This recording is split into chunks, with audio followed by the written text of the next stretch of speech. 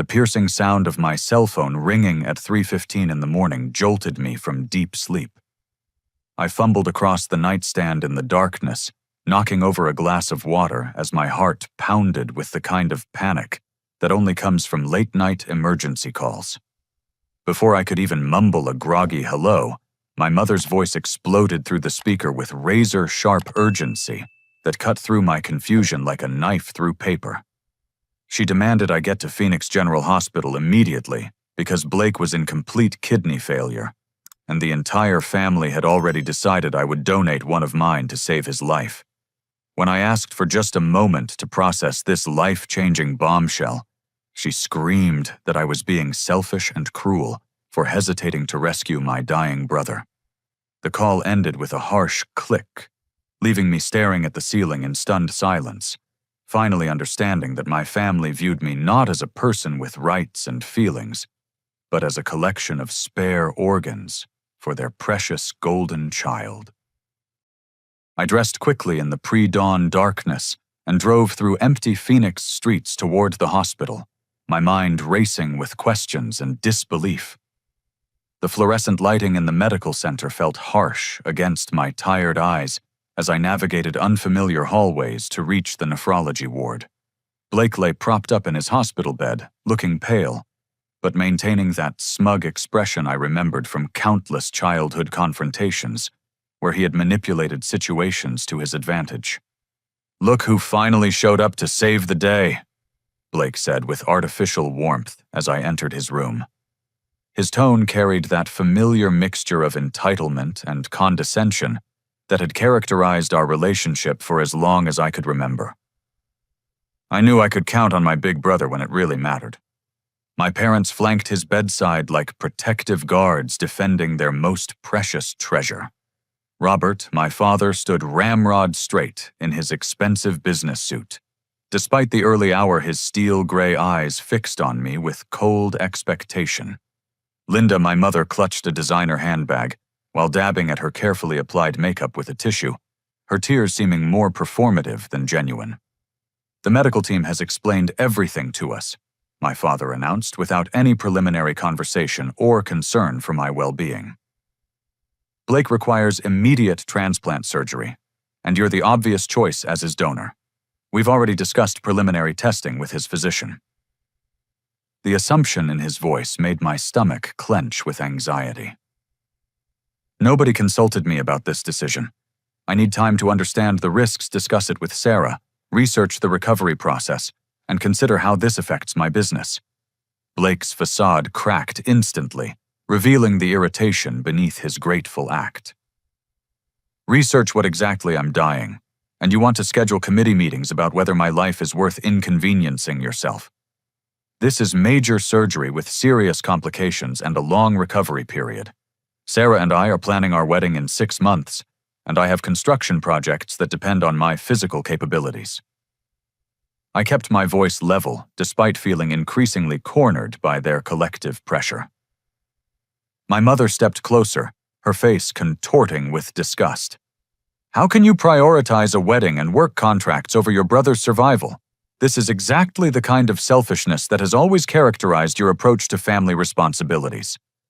I'm not refusing, I'm asking for reasonable time to make an informed decision about irreversible surgery that will permanently affect my health and livelihood." A hospital social worker named Janet tried to intervene from her position near the door. "Mr. Thompson has every legal right to consider all aspects of donation without pressure from family members. This decision cannot and should not be rushed or coerced." My family ignored her completely, speaking over her professional guidance as if her expertise meant nothing compared to their emotional demands. My father's voice grew menacing as he leaned forward with obvious threat in his posture. "Let me clarify something important, Otis. I co-signed the loan that allowed you to start Thompson Brothers contracting. That financial obligation can be called in immediately if I determine you're not meeting your family commitments and moral responsibilities." His words felt like a physical attack on everything I had worked to build. My construction company represented years of 18-hour days, weekend sacrifices, and careful relationship building with clients who trusted my craftsmanship and reliability. "You're threatening to destroy my livelihood because I want 24 hours to think about donating an organ," I asked, barely believing what I was hearing from my own father. "We're reminding you what family loyalty actually means in practical terms," my mother replied with icy precision.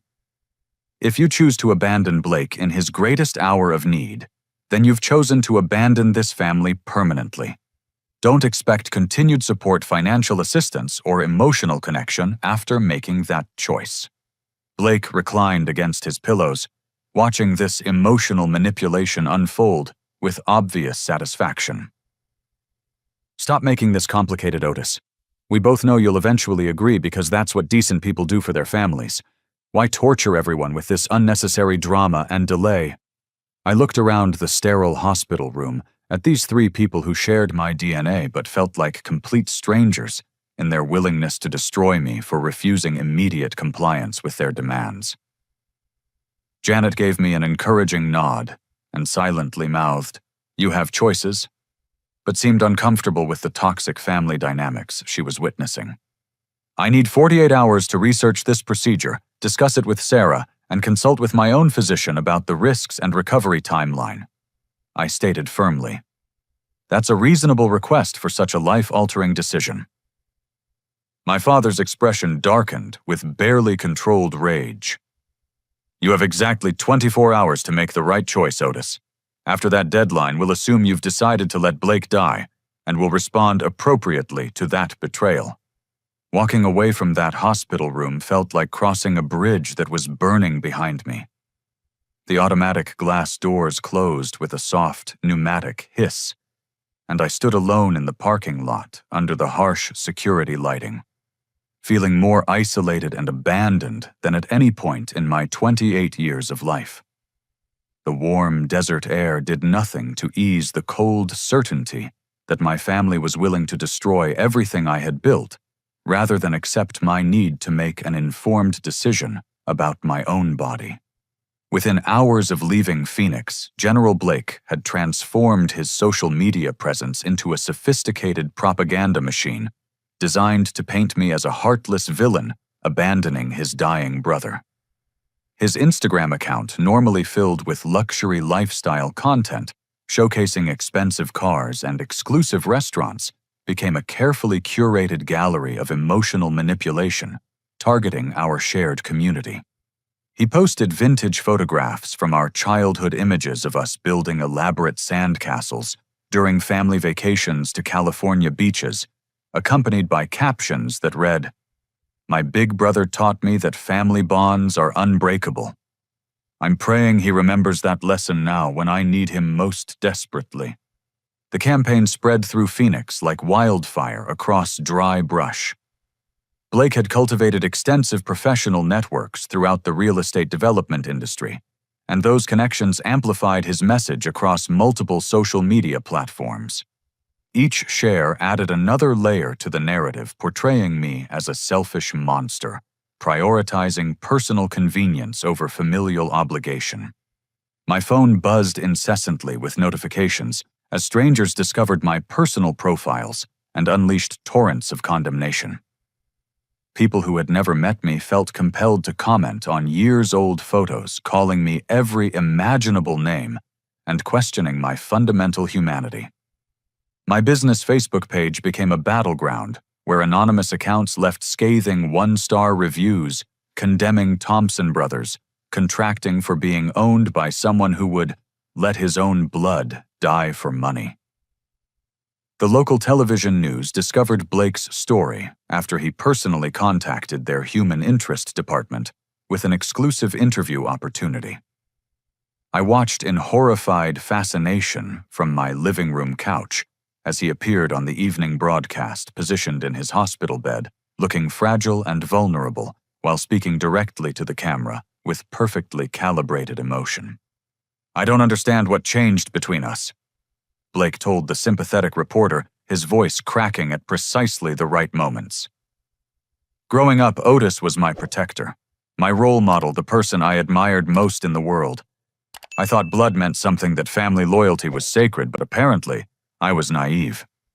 The interviewer, a polished young woman with professionally styled auburn hair, nodded with practiced empathy. "Have you been able to communicate with your brother about his reluctance to help you?" "I've tried reaching out, but he seems more concerned with his construction projects and wedding planning than my medical crisis. I understand those things matter to him, but I'm running out of time rapidly. The doctors say I have days, maybe weeks, before my condition becomes irreversible and fatal." My construction business suffered immediate and devastating consequences. 3 major clients canceled ongoing projects after seeing the news coverage unwilling to be associated with someone portrayed as morally bankrupt by local media. The Henderson family canceled their custom home renovation. The Martinez Business Complex project was terminated, and the downtown commercial development deal that represented my largest contract ever was permanently withdrawn. Sarah bore the brunt of secondary attacks designed to isolate me from my support system. Anonymous callers contacted her workplace, repeatedly questioning her judgment in remaining engaged to someone they described as a sociopathic narcissist. The messages followed identical scripts that suggested coordinated harassment rather than spontaneous community outrage. "Someone called the office 6 times today." Sarah reported that evening, her voice strained with exhaustion. "Different voices each time, but they all said essentially the same thing about you being dangerous and unstable. My supervisor is getting frustrated with the disruption." Blake appeared on 2 additional television programs that week, each performance more emotionally devastating than the previous. He brought childhood photographs, medical documentation, and even recruited distant cousins to testify about his wonderful character and the family's devastation at my supposed abandonment. The psychological warfare reached its peak when I discovered "murderer" spray-painted across my work truck in dripping red letters that looked like blood in the early morning light. My hands trembled as I stared at the vandalism, realizing Blake's media campaign had inspired actual criminal behavior from people who felt righteously justified in punishing me.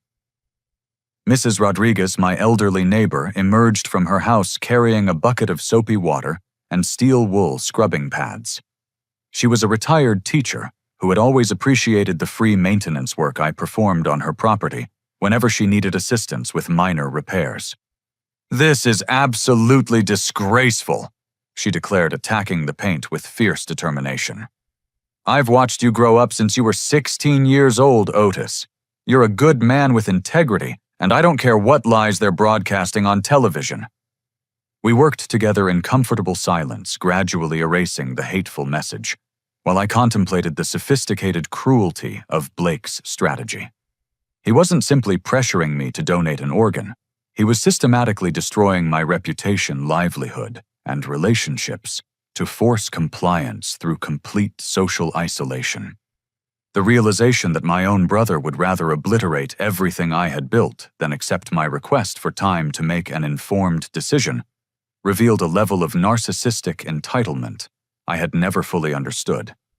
Blake didn't see me as a person with legitimate concerns and rights. He viewed me as an obstacle to getting what he wanted, an obstacle that needed to be eliminated through any means necessary. By the end of that devastating week, Thompson Brothers Contracting had lost 8 major contracts and dozens of smaller maintenance jobs that provided my steady income. My phone had stopped ringing entirely, except for harassment calls from strangers who felt morally obligated to condemn me based on Blake's carefully crafted media narrative. The isolation was becoming unbearable as former friends and professional associates distanced themselves from the controversy surrounding my family situation. I realized I needed to take decisive action to defend myself before Blake's campaign completely destroyed everything I had spent years building through honest work and reliable service. I decided to drive to Blake's luxury condominium complex in Scottsdale and attempt a private conversation away from our parents' emotional manipulation and the hospital staff, who seemed to worship him as a tragic hero. Perhaps if I could speak with him directly, I could make him understand that his tactics were destroying our family regardless of my ultimate decision about the surgery. The Desert Palms condominiums represented exactly the kind of exclusive lifestyle Blake had cultivated through his real estate success. The complex featured contemporary glass and steel architecture, manicured desert landscaping, and a security gate staffed by uniformed guards who looked like they moonlighted as personal protection specialists. When I provided my name and requested permission to visit Blake Thompson in Unit 1247, the security guard made a brief phone call before shaking his head with professional politeness. "Mr. Thompson says he's experiencing severe fatigue and cannot receive visitors at this time. He asks that you respect his medical condition and need for uninterrupted rest." I sat in my truck outside the complex for 30 minutes, gathering courage and rehearsing what I wanted to say if Blake would grant me just 5 minutes to explain my perspective. The Arizona sun blazed through my windshield, despite the air conditioning running at maximum capacity, making the interior uncomfortably warm. Eventually, I accepted defeat and began the drive home feeling crushed by the knowledge that Blake wouldn't even allow me 5 minutes to attempt reconciliation. As I merged onto the main thoroughfare leading away from his complex, I noticed a police cruiser following at a reasonable distance, but thought nothing of it since law enforcement was common in affluent neighborhoods. The red and blue emergency lights activated when I was approximately 3 miles from Blake's condominium. I immediately pulled into a shopping center parking lot, my heart racing with confusion, since I had been driving exactly the posted speed limit with current registration and valid insurance. The approaching officer appeared young, probably in his mid-20s, with a serious demeanor and reflective sunglasses that concealed his expression. His uniform was crisp, and his movement suggested military or law enforcement training. "License registration and proof of insurance, please," he requested without explaining the reason for the traffic stop. "Certainly, officer.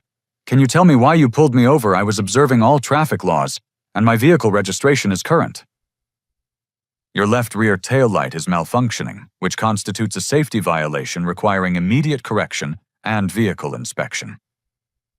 I was absolutely certain both tail lights had been functioning properly that morning when I performed my routine equipment check, but I handed over my documents without argument. The officer returned to his patrol car and remained there for what felt like an eternity while I waited in the oppressive heat. When he returned, a second officer accompanied him, both men adopting formal positions that suggested this was more than a routine equipment violation. "Sir, please step out of your vehicle and keep your hands visible at all times." "What's happening?" I asked, while complying with their instructions, moving slowly and deliberately to avoid any misunderstandings. "We have reasonable suspicion that you may be transporting controlled substances. We're going to conduct a thorough search of your vehicle and personal belongings." My stomach dropped toward the pavement. "Officers, I don't use illegal drugs. I don't transport illegal substances, and I give you complete consent to search anything you want. My truck contains only construction tools and legitimate work materials." They searched systematically and thoroughly, examining every toolbox, storage compartment, seat cushion, and corner of the truck bed, where I kept lumber and equipment. I stood on the hot asphalt, watching them dismantle my carefully organized workspace, feeling helpless and increasingly confused about what they hoped to discover. After approximately 20 minutes of intensive searching, one officer called out from behind my truck. "Located something suspicious." He emerged holding a small, clear plastic bag containing white crystalline powder retrieved from inside my primary toolbox next to my most expensive power tools. The baggie appeared to have been carefully concealed behind my circular saw, but positioned where a thorough search would inevitably find it. "That substance does not belong to me," I said immediately, my voice breaking with genuine shock. "I have never seen that bag before in my life. Someone planted that evidence in my truck." The officers exchanged a knowing look that I recognized from countless television crime dramas. They had heard identical denials from actual drug dealers thousands of times, and my authentic shock sounded exactly like practiced deception to their experienced ears. Sir, you are under arrest for possession of cocaine with intent to distribute. You have the right to remain silent. Anything you say can and will be used against you in a court of law.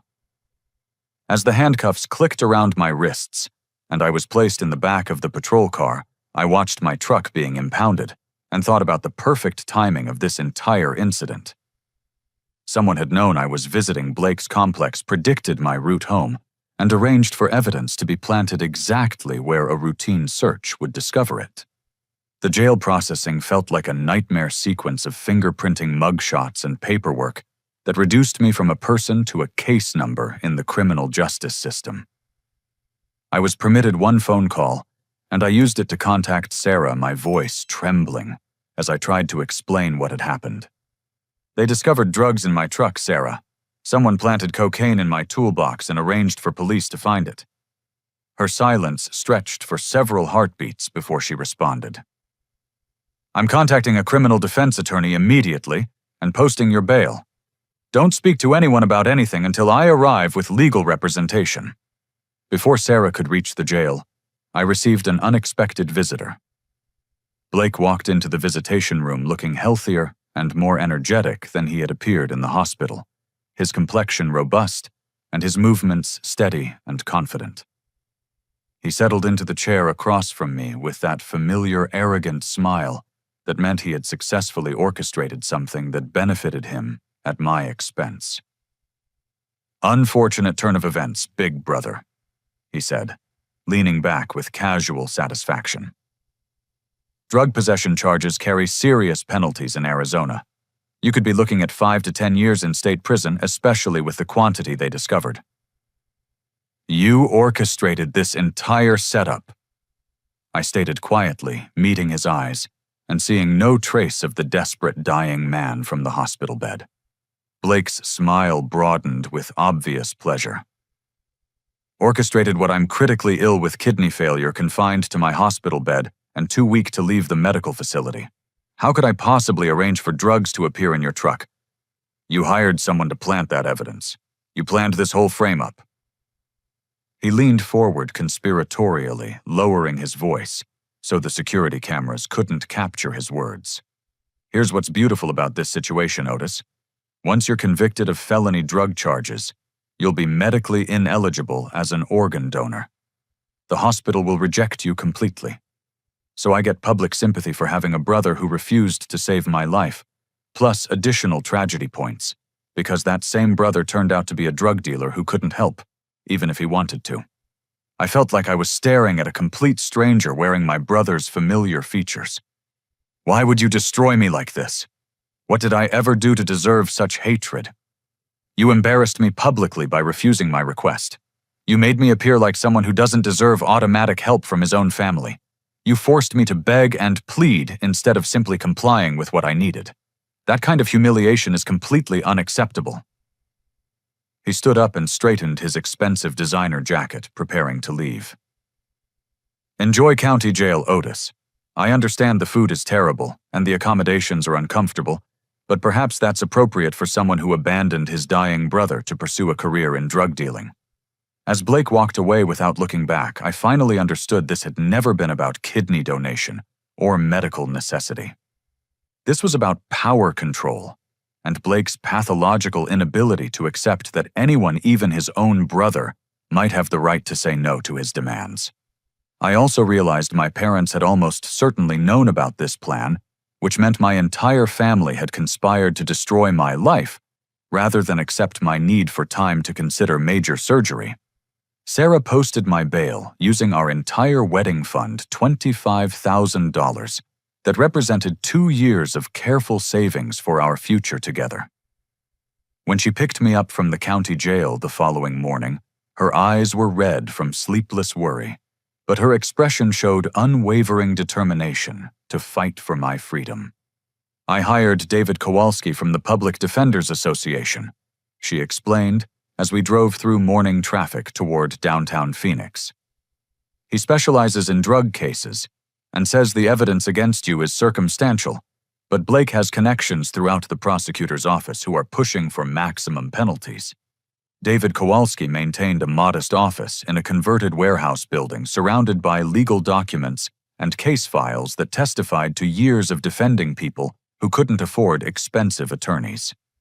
He was a lean man in his early 50s, with intelligent brown eyes and a direct communication style that I found reassuring after days of manipulation and deception. The cocaine they found was pharmaceutical grade worth approximately $5,000 on the street, he explained while spreading police photographs across his cluttered desk. That quantity elevates this from simple possession to possession, with intent to distribute, which carries a mandatory minimum sentence of 3 years in state prison. I examined the evidence photos showing my truck being searched, looking for any clue about how the drugs had been planted without my knowledge. There must be security footage from the condominium complex, or traffic cameras that captured someone tampering with my vehicle. I've submitted requests for all available surveillance footage, but these investigations require time to complete properly, and Blake's associates in the district attorney's office are demanding a rapid trial schedule. They want you convicted before we can mount an effective defense. The stress was creating serious strain in my relationship with Sarah. She supported me publicly and stood by my claims of innocence, but I could detect growing doubt in her private moments when she thought I wasn't watching. The woman I planned to marry was beginning to question whether she truly knew the man she had agreed to spend her life with. Those doubts were systematically exploited by an ongoing harassment campaign targeting Sarah's workplace and personal life. Unknown callers contacted her office multiple times daily, leaving messages that questioned her judgment and suggested she was naive about my secret criminal activities. The calls came from different phone numbers with different voices, but they followed identical scripts that implied coordinated psychological warfare rather than spontaneous community concern. 3 days after my arrest, while reviewing Blake's hospital visitor logs with David, I noticed an entry that seemed significant. My father had visited Blake the day before my arrest, staying for over 2 hours, according to the sign-in and sign-out documentation. "That's interesting timing," David observed when I pointed out the lengthy visit. "What would your father need to discuss with Blake for 2 hours immediately before you were framed for drug possession?" I couldn't stop thinking about that hospital visit. Robert Thompson was a methodical businessman who planned every detail of his professional and personal activities with military precision. A 2-hour hospital conversation suggested serious strategic planning rather than casual family support. Sarah worked for Southwestern Communications as a customer service supervisor, a position that provided her access to telephone billing records and call logs for troubleshooting customer problems. She normally would never abuse that access for personal reasons, but these circumstances were far from normal. "I could lose my job for accessing customer records without authorization," she said, sitting at her laptop in our apartment late that evening. "But if your family is actively conspiring against you, we need documentary evidence to prove it." She accessed the billing records for my parents' home phone and cellular accounts for the week preceding my arrest. The pattern that emerged was deeply incriminating numerous calls between my father's cell phone and a number registered to Marcus Hendricks, a licensed private investigator operating in Phoenix. "Who is Marcus Hendricks?" I asked, writing down the phone number and timestamp information. "Let's find out exactly what kind of services he provides." An internet search revealed that Marcus Hendricks operated a private investigation business, specializing in what his website euphemistically called discrete personal and business problem resolution. His online presence was deliberately vague about specific services, but client testimonials suggested he was willing to operate in legal gray areas that more reputable investigators avoided.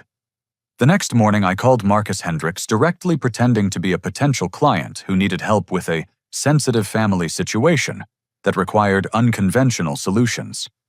"Mr. Hendricks, I received your contact information from Robert Thompson. He mentioned you provided excellent assistance with a problem involving his son, and I have a similar situation requiring professional intervention." There was a brief pause before he responded. Robert Thompson compensated me generously to handle his Otis situation, but that job has been completed successfully. What type of family problem are you dealing with? My heart began racing as I realized Marcus had just confessed to accepting payment from my father to handle me in some way. Actually, I think there's been a misunderstanding.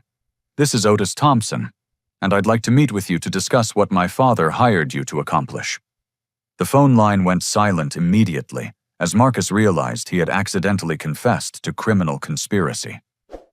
The call had provided confirmation that my father had hired a private investigator to take action against me, but it wasn't sufficient evidence for criminal court proceedings. David Kowalski was encouraged by this development, but warned that we needed much stronger evidence to challenge the drug charges in court.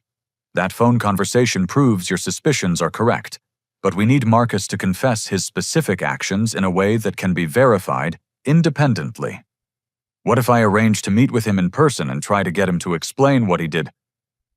Absolutely not. If your family is willing to frame you for felony drug possession, they're capable of much more serious violence. We need to gather evidence carefully without putting you in additional danger. That evening, Sarah and I sat in our living room surrounded by photographs from happier times, family gatherings, where everyone smiled genuinely construction projects I had completed with pride vacations we had enjoyed together. Looking at those images, I realized the person I thought I was had been systematically destroyed by people who were supposed to love and protect me. I found additional evidence, Sarah said quietly, reviewing phone records she had printed at work. Your mother made multiple calls to Marcus Hendricks going back 3 weeks. This wasn't a spontaneous decision made after your hospital confrontation. They've been planning to destroy you for almost a month. The betrayal felt deeper than any physical injury I had ever experienced. My parents hadn't simply threatened me during our hospital meeting. They had already been plotting to frame me for serious crimes before that confrontation occurred. The kidney donation crisis had provided convenient cover for a conspiracy they had been developing for weeks.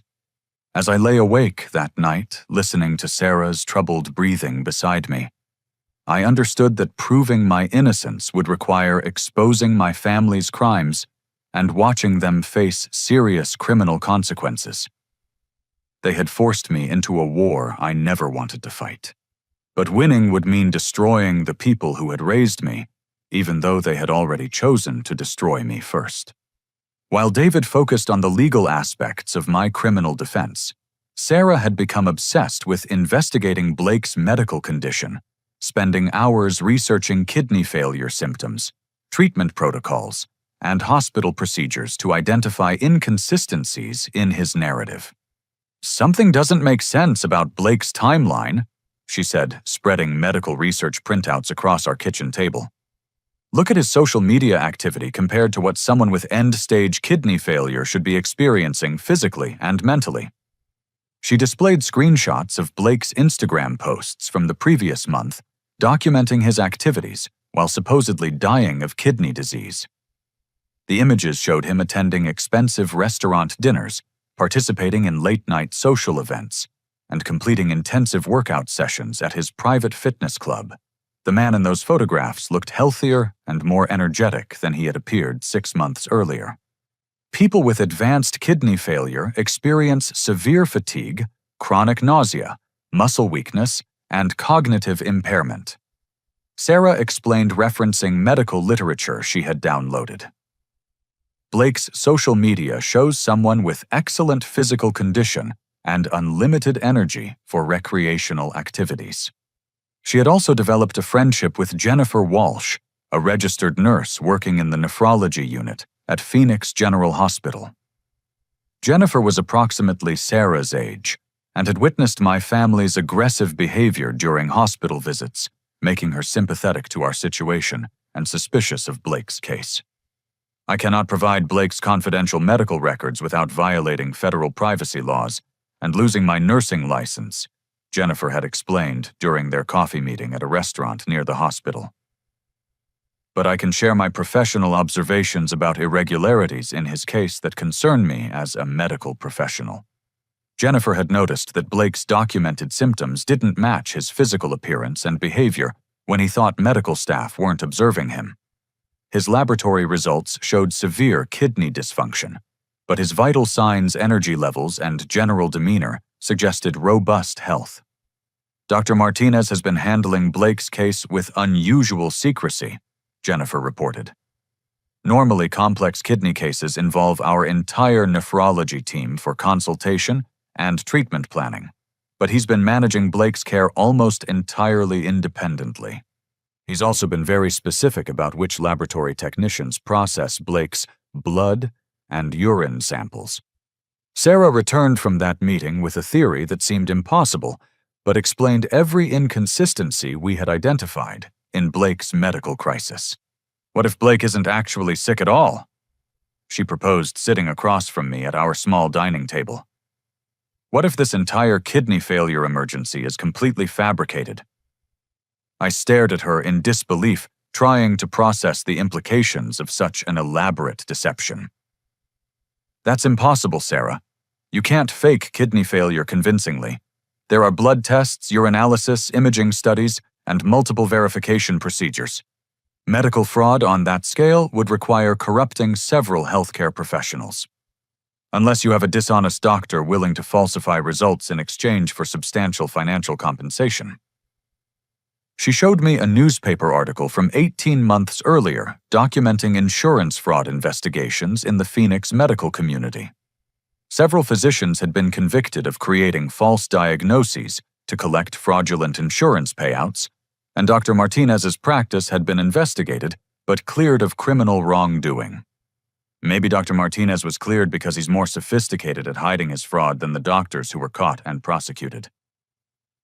The possibility that Blake had been fabricating his kidney failure transformed our understanding of the entire situation. If Sarah's theory was correct, my family hadn't just been willing to destroy my life to force organ donation.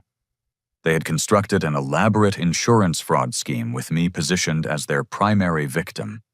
Jennifer agreed to help us investigate discreetly, understanding that exposing medical fraud was her professional obligation, but only if we promised to protect her identity during any criminal proceedings.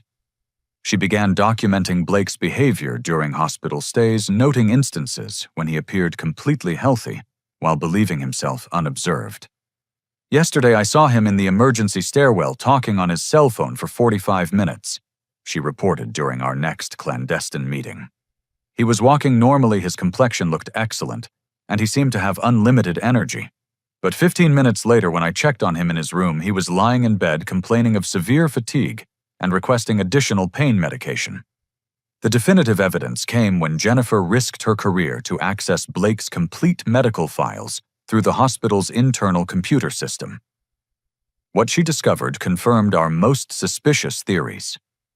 Blake's actual kidney function was completely normal and had remained stable throughout his supposed medical emergency.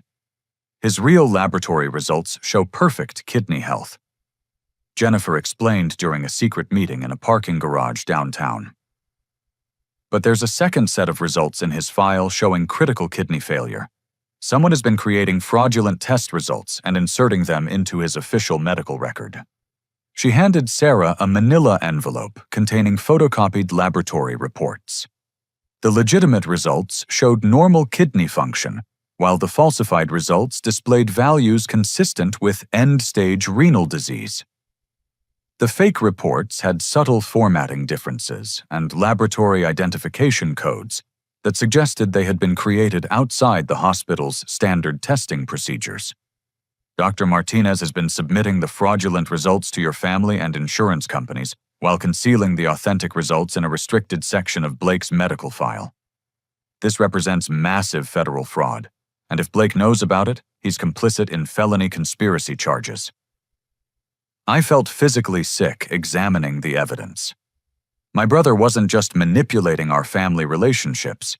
He was orchestrating a sophisticated insurance fraud operation that could generate hundreds of thousands of dollars in false claims.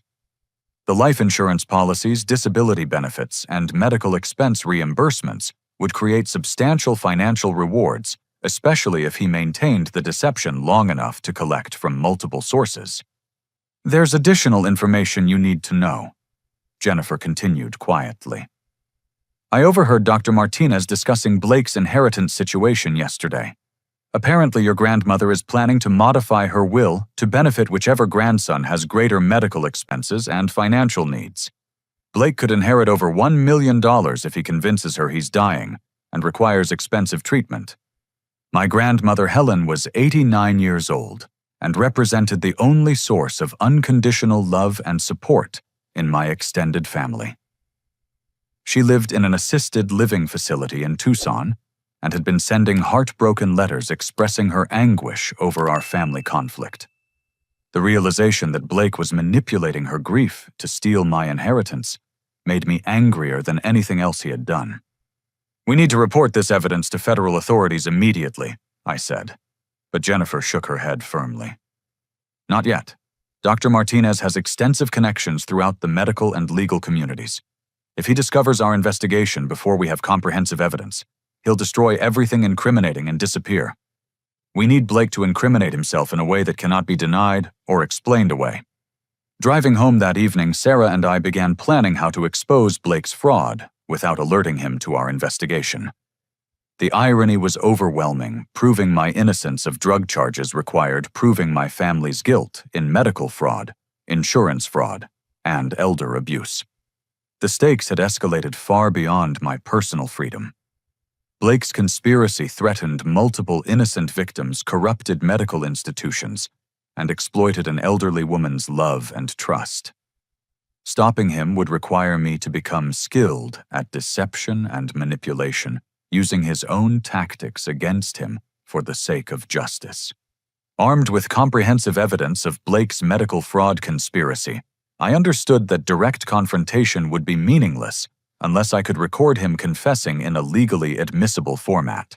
David Kowalski explained that Arizona law permitted recording conversations when one participant consented, making Blake's confession potentially decisive in my criminal defense. If you can get Blake to admit the truth about his fake illness and the drug planting while wearing a recording device, we can use that confession to dismiss your charges and expose the entire conspiracy, David advised. But you must be extremely careful.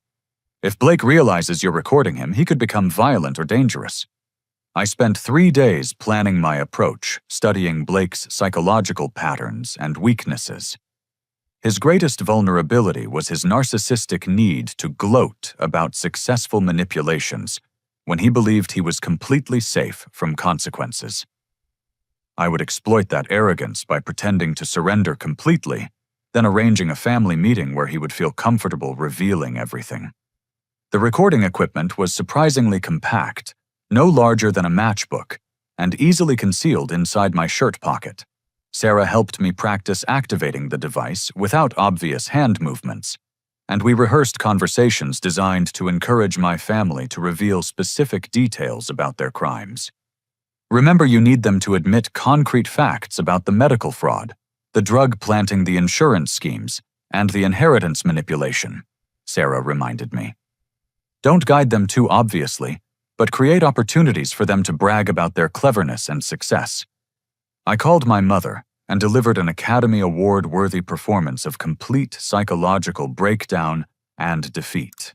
I told her I was terrified of prison, that my attorney said the drug charges were serious, and that I was ready to apologize for being selfish and unreasonable. I should have agreed to donate my kidney immediately when Blake needed help, I said, allowing my voice to crack with convincing emotion. I've destroyed everything by being proud and stubborn, and now I might lose Sarah, my business, my freedom, everything that gives my life meaning and purpose. My mother's voice immediately softened with satisfaction at my apparent surrender. Otis, sweetheart, we never wanted to cause you pain. We just needed you to understand how important family loyalty is in times of crisis. Blake has been so heartbroken by your initial refusal, and now with these terrible legal problems affecting your life. Could we arrange a family meeting tonight? I want to apologize to Blake personally and see if there's any possibility of repairing the damage I've caused to our relationships. She agreed enthusiastically, eager to witness my complete submission to Blake's authority and their family hierarchy. We arranged to meet at my parents' house that evening, supposedly, so I could humble myself and beg forgiveness for prioritizing my own concerns over Blake's medical emergency. The next evening, I sat in my childhood living room surrounded by the people who had fed me, clothed me, taught me moral principles, and then decided to destroy my life when I failed to comply immediately with their demands. The recording device felt impossibly heavy in my shirt pocket. Blake looked healthier and more robust than I had seen him in months, his skin tone vibrant and his movements strong and confident. If I hadn't known about the medical fraud, I would have assumed his treatment was producing miraculous results. "I'm genuinely pleased you came to your senses, Otis," he said, settling into my father's leather recliner like a king receiving tribute from defeated enemies. "This entire situation has been unnecessarily painful for everyone involved. I owe all of you a sincere apology."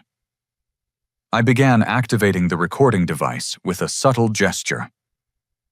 I was selfish and didn't understand what family loyalty really means in practice. I should have agreed to the kidney donation immediately instead of prioritizing my own concerns and fears. My parents exchanged satisfied glances while my father poured expensive scotch, and my mother dabbed at her eyes with tissues, as if my surrender was emotionally overwhelming for her maternal heart. "The important lesson is that you've learned from this difficult experience," my father said approvingly. "Although I'm afraid it may be too late to repair all the consequences of your initial resistance and poor judgment." I looked confused and concerned. "What do you mean it's too late?" Blake smiled with cold satisfaction. "The drug possession charges make you medically unsuitable as an organ donor now, Otis. Hospitals have strict policies against accepting organs from convicted felons, so even if you wanted to help me at this point, it would be impossible. But I haven't been convicted yet. Maybe if I negotiate a plea agreement or receive probation instead of prison time." "Oh, dear brother," my mother said with fake sympathy that barely concealed her pleasure. "You really don't comprehend how serious these charges are. Blake's connections throughout the district attorney's office have made it very clear that you're going to state prison for a minimum of 3 to 5 years. I allowed genuine shock to show on my face. "Blake has connections with the prosecutors handling my case. How is that possible?" Blake leaned forward, unable to resist demonstrating his power and influence over my fate. "I've been cultivating relationships with judges, prosecutors, and law enforcement officials for years through my real estate development business. When I needed to ensure your drug case would be handled with appropriate severity, I simply made strategic phone calls and explained the family situation." "You mean you influenced the prosecution of my criminal case? But that's tampering with the justice system." "That's intelligent long-term planning and relationship building," my father interrupted proudly. "Blake understood that you would never agree to help voluntarily, so we developed a comprehensive strategy to address the problem efficiently. The recording device was capturing every incriminating word, but I needed them to be more specific about their criminal activities." "What kind of comprehensive strategy?" Blake stood and began pacing around the room, clearly enjoying this opportunity to reveal his brilliance and strategic thinking. "The planning started 3 weeks before your hospital visit. I hired Dr. Martinez to create the medical documentation necessary to justify requesting kidney donation from you. He's been extremely helpful in making my minor kidney stones appear to be life-threatening organ failure." My mother nodded with obvious pride in Blake's creativity. "Blake has always been so intelligent about finding innovative solutions to complicated problems." "So your kidney failure isn't real?" I asked, keeping my voice barely above a whisper. Blake laughed with genuine amusement. "I occasionally pass small kidney stones, nothing that requires medical intervention, certainly nothing requiring transplant surgery. But the fabricated medical reports have been invaluable for insurance claims, and will be even more profitable when grandmother revises her will next month." My father joined the conversation enthusiastically, his voice filled with paternal pride. "The medical fraud was Blake's innovation, but hiring Marcus Hendricks to plant the cocaine was my contribution. $25,000 to guarantee you'd be discredited and legally prevented from interfering with Blake's financial plans." You actually paid someone to frame me for drug possession. We paid a professional to solve a family problem efficiently, my mother corrected with precision. Marcus has provided services for your father's business associates previously. He's very discreet and thorough in his work. Blake returned to his chair completely relaxed, now that he believed I was utterly defeated and helpless. The beauty of this strategy is that everyone benefits from the outcome. I collect substantial insurance payouts and inherit grandmother's entire estate. You learn valuable lessons about family loyalty and respect, and our parents maintain their relationship with their successful, appreciative son. Everyone benefits except me, I said quietly. You created this situation through selfishness and stubbornness. Blake replied without any trace of sympathy or remorse. If you had simply agreed to the kidney donation when we first requested it, none of these unpleasant consequences would have been necessary. I felt nauseated listening to him describe destroying my life as if it were a minor inconvenience required to achieve his personal goals. What happens to Sarah? What happens to my construction business? My father shrugged dismissively. Sarah seems intelligent. She'll find someone better once she understands what kind of person you really are underneath your facade. As for your business, I'll probably purchase your client contracts at a significant discount and resell them for profit. We're not trying to be deliberately cruel, my mother added with false compassion. But Blake's success benefits our entire family's financial security, and your stubbornness was threatening that success. Sometimes difficult decisions must be made for the greater good of everyone involved. Blake glanced at his expensive watch and stood up to leave. This has been emotionally cathartic, but I need to return to the hospital for evening medications and another round of sympathy visits from the nursing staff. Dr. Martinez wants to document my continuing deterioration for the insurance adjusters reviewing my claims.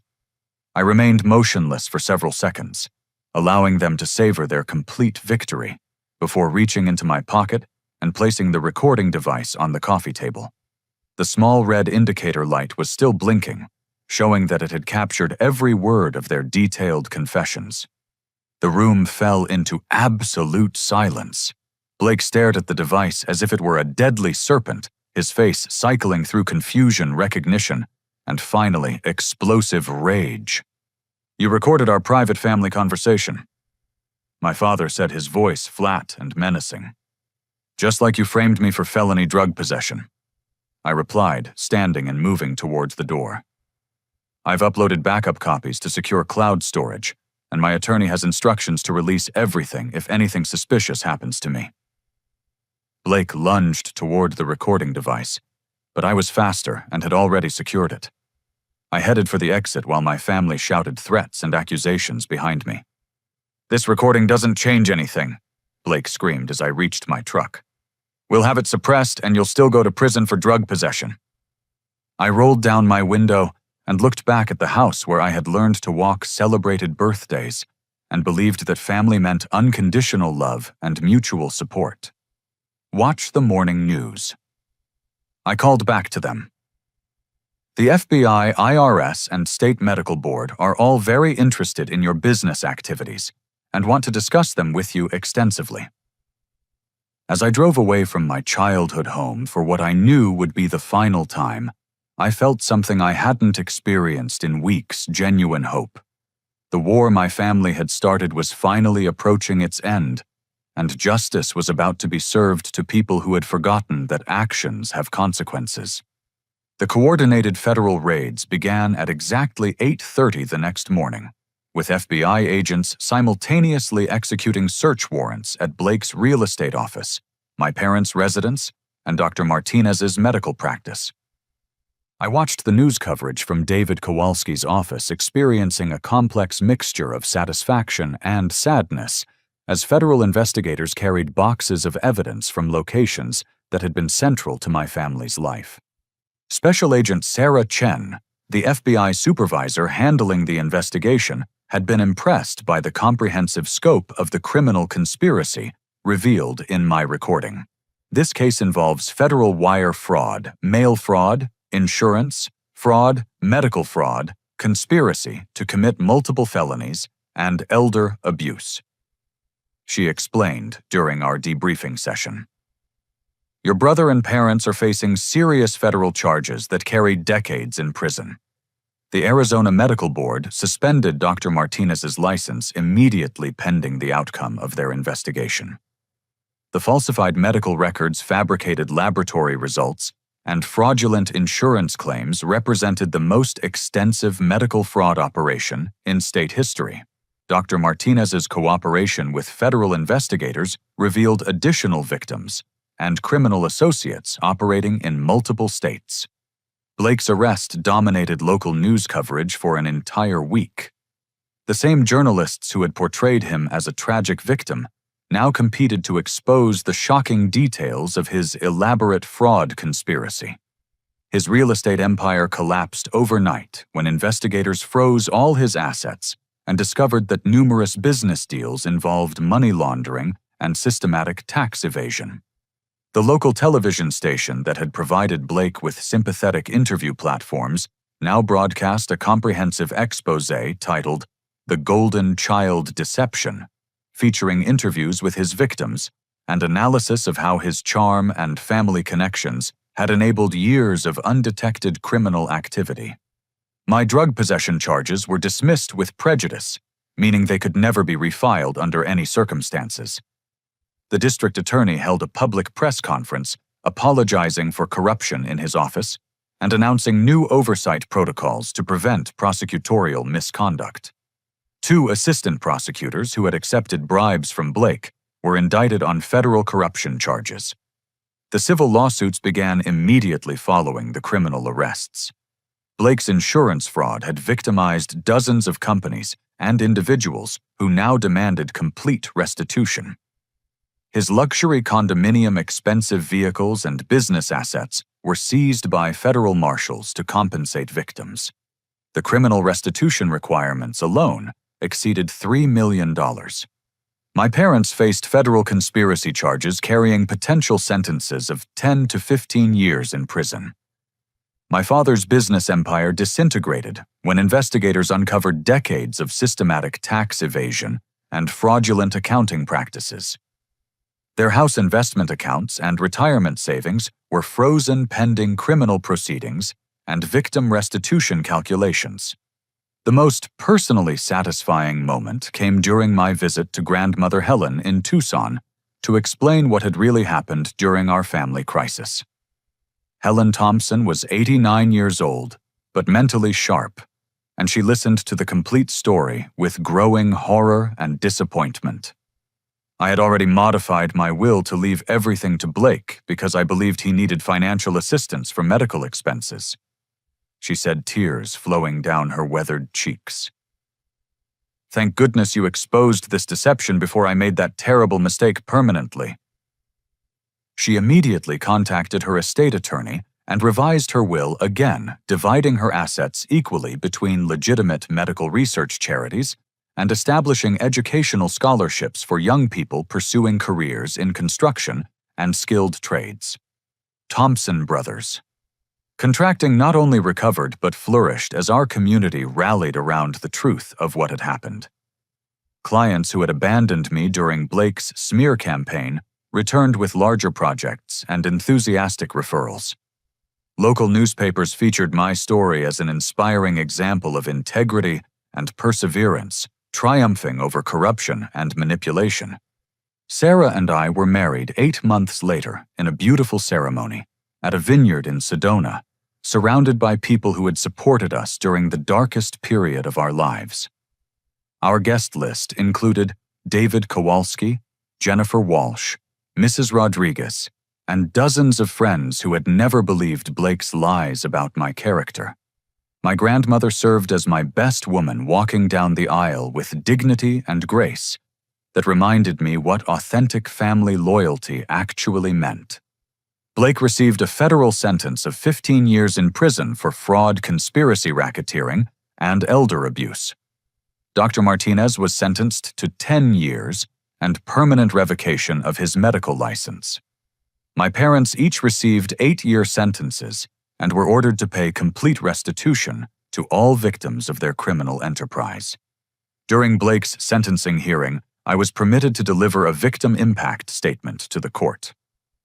I looked at my younger brother sitting at the defendant's table in an orange prison jumpsuit and felt something unexpected, genuine pity for who he had become. Blake taught me that family isn't defined by genetics or legal obligations, I told the packed courtroom. Real family means choosing to love and support people even when it's challenging, even when they disagree with your preferences, even when they can't immediately provide what you want from them. He also taught me that integrity isn't about being perfect or never making mistakes. Integrity means doing what's right even when it costs everything you thought was important. My real family consists of people who chose to stand beside me when I had nothing to offer except honesty and truth. Blake never looked in my direction during the sentencing proceedings. He stared straight ahead as the judge imposed his punishment, displaying no remorse and no acknowledgement of the lives he had destroyed for personal financial gain. 18 months later, I received a letter from Blake in federal prison. It contained 4 pages of self-justification and blame, explaining why everything that had happened was ultimately my fault for refusing to be a better brother and failing to sacrifice myself for his benefit. I read it once and then burned it in our backyard fire pit, watching the smoke carry away the final remnants of my connection to the person I had once called family.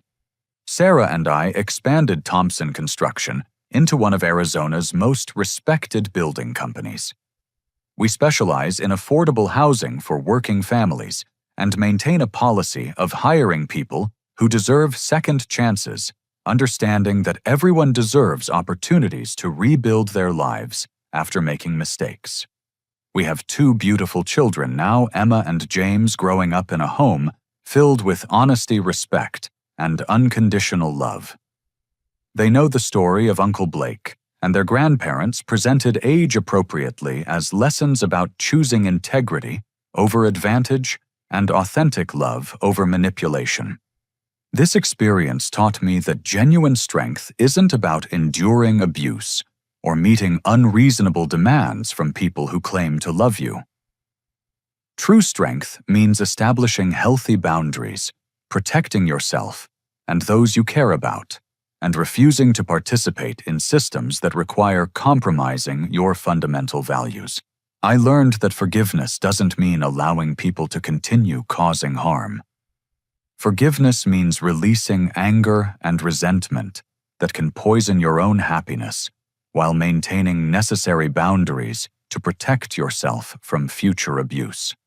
Most importantly, I discovered that the family you choose is often stronger and more meaningful than the family you inherit through accident of birth. Sarah, our children, our friends, and the community we've built through honest work and genuine relationships represent the kind of love and loyalty that cannot be faked, manipulated, or destroyed by people who view relationships as transactions rather than connections. Blake intended to teach me about family loyalty, but he actually taught me about the difference between love and control, between support and exploitation, between family and ownership. For that education, despite everything it cost, I remain grateful. Have you ever been forced to choose between family loyalty and protecting yourself from people who claimed to love you while systematically destroying your life?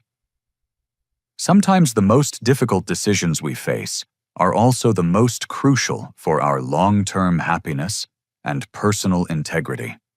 What would you do if your own family threatened everything you had built because you wouldn't immediately comply with their demands? I'd love to hear your thoughts about establishing boundaries with toxic family members and how you've handled situations where love was weaponized against you. Thank you for listening to my story and allowing me to share this difficult but important experience. I hope it encourages you to trust your instincts when relationships feel wrong, even when the people pressuring you are supposed to have your best interests at heart. Please like this video. If my story resonated with your own experiences, subscribe for more real-life accounts about overcoming family manipulation and toxic relationship dynamics.